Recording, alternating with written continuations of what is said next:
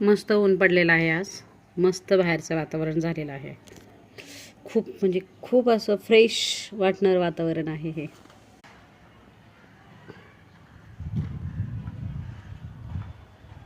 बघितलं ना किती छान ऊन पडलेलं आहे आज. मस्त म्हणजे कपडे वगैरे वाळणार आहेत, मस्त फ्रेश वाटणार आहे. असं म्हणजे एनर्जी येते असं ऊन बघितल्यानंतर मला काम करण्यासाठी. नाहीतर ते काळं बघितलं ना असं वाटतं ते अंथरुणावरनं उठूच नाही, असं वेगळा विषय झाला तो. मी झाडू मारत मारत इथपर्यंत आले. मागे माझं किचन दिसायचं असेल आणि समोर किचनचा एक्झॅक्टली बाल्कनी आहे आणि त्याचा दरवाजा ओपन होता. हवेने काय झालं, तो कचरा परत रिटर्न माझ्या घरात यायला लागला. आणि मग मी काय केलं तर दरवाजा लगेच क्लोज केला.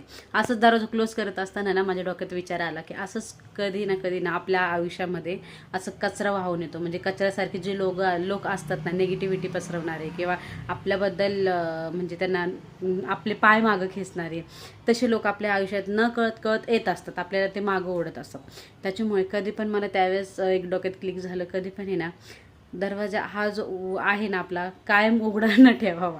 मनाचा असो किंवा आपल्या बाल्कनीचा असो, तो कायम बंद असावा. जेव्हा गरज लागेल तेव्हाच उघडावा.